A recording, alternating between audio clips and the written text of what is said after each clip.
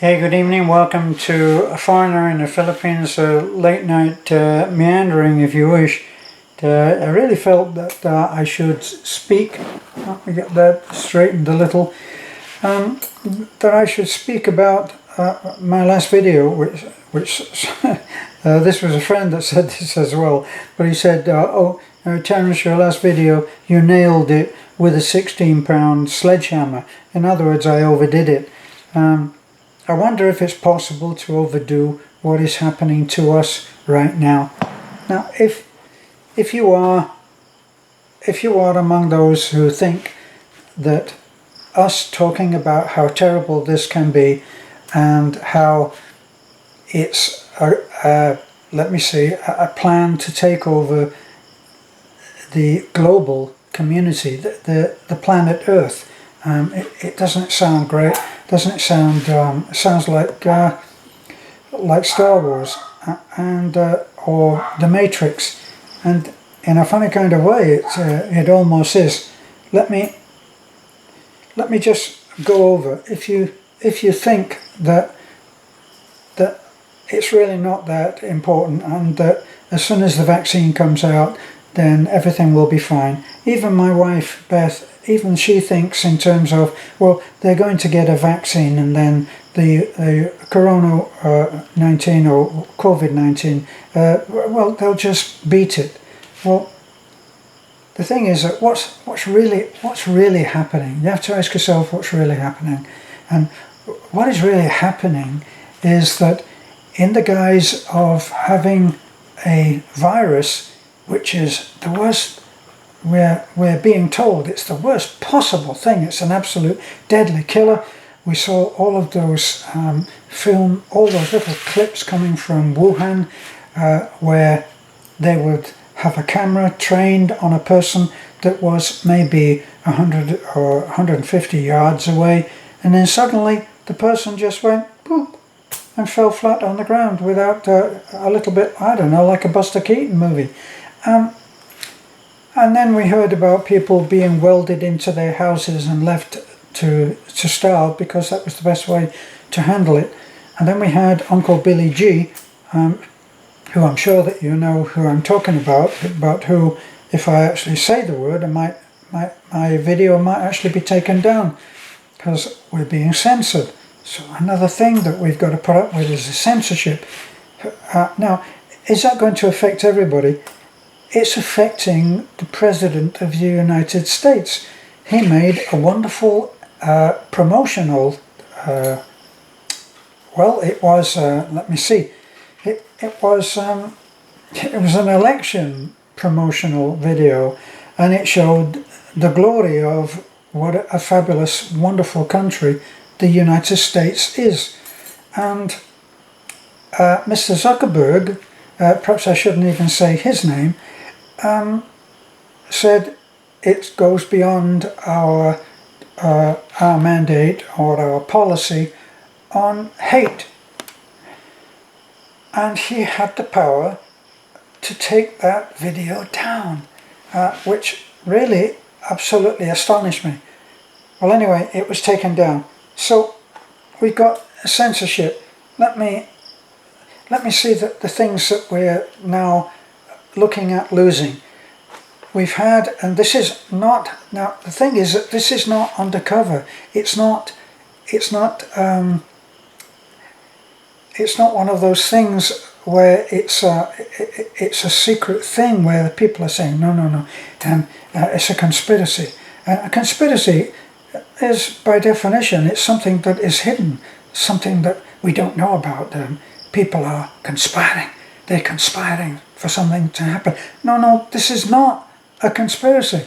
This is in broad view. One of the most famous, for me, somebody sent me a clip of some of the best of Uncle Billy, and one of the things I saw was him and his lady were talking about what they're doing, and here we are at home on Facebook. We're saying, well, when that vaccine comes out, I'm not having it. When it comes out, future. they're already testing it. But as that clip showing two French doctors talking about where they should test the vaccine, they were talking about going to Africa. It's a very good idea to go to Africa because the poor people out there, what recourse do they have for action against anybody who does harm to them or their children? So yes, they're going out there. Now, as I was about to give you the quote from Uncle Billy, he said, we're injecting this this stuff straight into the arms of kids. It's incredible that they've got this bioengineered stuff, food. We're all eating this chemically engineered or whatever they call that.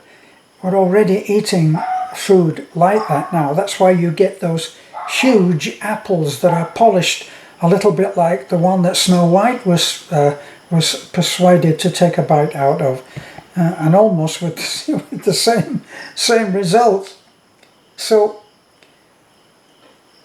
they're putting this stuff into the arms of kids by his statement, and he's saying it as if the whole thing is just so exciting, it's fun. No, it's not fun. Thousands of these little kids in Africa have been paralyzed. Don't take my word for it. Go on and do your research. Why should you do that? Why should you stop cooking an omelette or not making a pizza or do some other wonderful thing that you could be doing instead? Because it's on the horizon. This was what happened in various other places where the people who really not interested in these power plays. I'm not interested, for instance, I'm not interested in being in control of anybody. I have my life. I'm satisfied with my life. I have my normal challenges which keep me alive, which keep me hopefully mentally alert and challenged, and I don't want to control others, but other people don't think that way. And if you track down some of the different organizations which are to do with health, everything from Johns Hopkins Hospital to the World Health Organization to you name it, Uncle Billy is there with his money. And he has a say in what's happening. Now, why would he be interested in doing that? Well, he's also involved in the patent. Did you know that there's patenting, or patenting as I would say in the UK? You can get a patent on a virus, on a vaccine, so that other people can't actually use it or experiment with it. You can control these things, and guess who's in there? Right in there, up to the knees. And Fauci is one of them, because he's in bed with Uncle Billy. Yes, I hope they're having quality time, because what they're planning for us is not so good. And I'm looking at some of the things that Uncle Billy has said may never come back. Church, gathering in great numbers together, Woodstock, football games, all of these things where you're sitting next to, touching elbows with your fellow man, be it a relative, a friend, or a total stranger that in 2 minutes you will be talking to as if you've known him forever. That's over. And Uncle Billy has said he's saying it's over for right now, but in fact, and this is a quote, you can find this on YouTube, he is there saying, but it may never come back. Listen to what he's saying. don't listen to what his hopes of a wonderful planet with no one being sick because they've all had his vaccine. He said it depends. It depends on. Everybody has to have it. Now, if you accepted his way of looking at things as if it were pure of heart, as if it was almost the Lord himself, if you accepted that, and this was the cure-all, if it was the silver bullet that would cure everything, kill every virus, reprogram our DNA, are you listening to that one? So that we are prepared, our DNA is changed. We're now prepared in a different way for handling these various viruses, which he knows for a fact is coming soon. There's another one. Fauci has said, there's another one coming. Uncle Billy's saying, we're not ready. We're not ready. So the race is on to try to get this handled. And the best place to go to it is somewhere like India or Pakistan or Africa, where there's no accounting. But haven't they already, if they haven't already made sure that they will not be held accountable for anything going wrong with this vaccine? They will. They will make sure that they are not held accountable. Check that one out too. So given that this is going to be mandatory, actually it's not mandatory. It's not mandatory. But if you're hoping, I've just written this down, if you're hoping to travel, if you're hoping to go to church, no, the church is out, I think. If you're going to school, if you're going to go probably into hospital, if you're going to eat, if you're going to go to the local supermarket, you will not be allowed in if you are not showing your certificate for being vaccinated, because let's face it, you're a danger to everybody. Now, right now, I went on Monday to the bank. We had to pay workers who are there working at the well, and we're going to start work on house 47. I was not allowed in because seniors are not allowed in on Monday. Tuesday, Wednesday, Thursday is our days. We're allowed to go into the bank on our days. Tuesday, Wednesday, Thursday. So, will they be able to stop you doing that? They're doing it. They're doing it now. When I go to Alturas, to the supermarket, I have to fill out a tiny little slip. It has my full name. It's supposed to have my age. It's supposed to have my phone number. It's supposed to have my address. And I have to put that into a box. And then I have my temperature taken and I have my hands disinfected. And if I don't have my certificate for quarantine, I can be refused to go into the supermarket, into the hardware store, into anywhere. Jollibee, certificate, age, tell it cannot go in because she's just plain not allowed. So we're losing so much. We're losing the power to speak. We just had that situation, if you've been watching anything that's happening in Australia. A woman, a pregnant lady, family lady with a child and expecting another child, was arrested in her home and taken away in handcuffs. What was this lady's crime? In a world where businesses are being burned to the ground, where fires are being started all over the west coast of California and of America, where it's against the law. It's against the law to protect yourself if you are attacked in your car or truck by these peaceful demonstrators, this lady planned a peaceful demonstration against lockdown. She put it onto Facebook. She said, please be at such and such a time, such and such a day, and we're going to have a peaceful demonstration against the lockdown.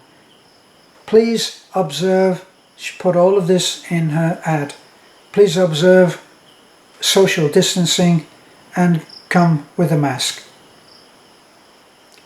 She was arrested. Don't know what's happened about that, but that's wrong on so many things. Now, there's one story which I think illustrates what is happening right now and what may be there to persuade you that you should be paying attention. Even if you don't believe it, you should be paying attention. Sorry, I got my 16-pound sledgehammer out and I'm making the point again and again. Sorry, Robert, if you're watching this again. But I had an association with a family in Florida where I was having a dinner with them, and one of the children of that family was refusing to eat. They couldn't work out what the situation was. He wouldn't eat. He was just nibbling at tiny little things. And this went on for several days, and they were beside themselves trying to work out how to do something. Now, it just happened that a next door neighbour who they had inherited, not because they liked him, because he was quite an abrasive kind of person, but they adored his wife, who was a very close friend and who had unfortunately died. So they inherited the husband, who still came and went and visited whenever he wanted to and was welcome because of the situation. But he would come, and he had this way of saying things which were inflammatory, would cause the grandmother to start rearing up and sounding off, and then he'd give a little snicker and he'd walk out and leave the family in turmoil. He was that kind of person. Well, he came in and he watched the boy, and the boy was not eating. And he said to him, "Yes, sonny, you can refuse to eat. You cannot eat. You can die." And then he walked out. Now, years later, I met this young man who had now, we're talking 8 or 10 years later, and I met him and I asked him, I said, "Do you remember that you stopped eating when you were a kid?" And he said, "I do." I said, What was it that made you stop eating, for one thing?" And he explained what he thought it was. I said, "But what was it that made you start eating again?" He said, "Our next door neighbour came in and he said to me," because I wasn't there when this was said, he said, "You can stop eating. You can die." And he said suddenly that, no matter what anybody else had said, they'd pleaded with me, they loved me, they adored me, and they were worried and they were beside themselves. It didn't make any difference. When he told me that yes, you can stop eating, it's your choice, and yes, you can die. The two go hand in hand.